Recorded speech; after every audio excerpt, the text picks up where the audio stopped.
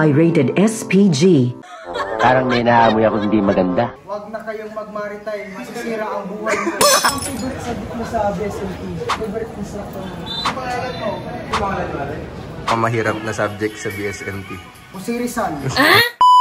Welcome to my vlog! Di totoo yan. My name is Jerson T. Fernandez. Let's go sa Pama. Mag-interview tayo ngayon. Ayan, kaibigan, pwede ko ang interview.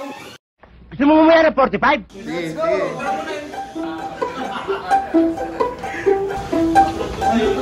Sige mong ma-interview ko mo. Pwede magtanong. Tingin ka lang pre. Kaibigan. BSMT ka? Good morning. Andito ang interviewer ngayon. Jerson T. Fernandez. Ang interview ko natin is first year. First year? At third year. Third year. Ang tanong ko sa ngayon, ano ang favorite subject mo sa BSMT? What? BSMT ka? You please repeat it. Ano ang favorite subject mo sa BSMT? Marlon. Bakit Marlon? Itong tanong pre, ang favorite instructor mo? Sa Phoenix Class. Bakit sa maganda. Okay. Sige, thank you pre. Thank you kaibigan. Pre, yan, interview mo yan. Bilis na pre. Kaya nga, ikaw alam kung magaling ang tsamba mo, malakas eh. Good morning guys. Anong pangalan mo? Cornelius. Interviewin po natin si John Cornelius Fortney and ang tanong ko sa'yo, what is your favorite teacher? You please repeat it. What is your favorite teacher? What? Bro, what are you talking about, man? What is your favorite teacher? Sa Pama? Sa Pama. Bakit Servilio Silvio? Ano ang favorite subject mo? Lab 7. Lab 7. Feather flooding. Baka may gusto bang shoutout ka eh? Shoutout sa'yo. Madaldal ka eh. Shoutout sa'yo. Micaela, ano pong course mo? So, ano po yung favorite subject?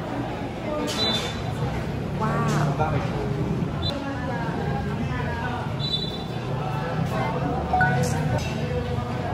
Sa picture naman po, sino pong favorite instructor? Bakit po?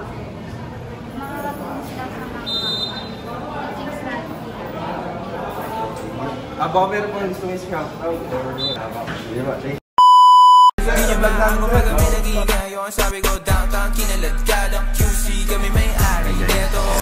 Anong masasabi mo, Mr. Vlogger? Ikaw naman tatanungin, anong course mo? BSMT. BSMT. Anong pinakamahirap na subject sa BSMT? Si Rizal. Bakit to si Rizal? Sa coming out. Madaldal ka eh. Kasi hindi ko alam kung bakit tinuro yun. Sa subject na yun, sino yung paborito mong instructor dun? Sir Jimmy Callegues. Bakit si Sir? Kasi master ko yun. Saludohan kita. Hey! Sasabi mo sa mga gustong mag-aral ng maritime? Huwag na kayong mag-maritime, masisira ang buhay mo. Wala kayong convincing power. Baka may gusto kong i-shoutout. Sa lahat ng mga viewers mo. Ito ka, idol. Sabi ko downtown, kinalat ka ng QC, kami may-ari. Kung para masasakyan, hindi naman ibig sabihin. Ibang barko, pag ay maiikot mo ang mundo. Actually, tutor na ako dito sa Pama since 2006. Start ako ng 26. By 2008, hindi pa ako, nakaulit ako ng barko. Number 3. Na-na-na-na. Na-na-na-na-na. Na-na-na-na.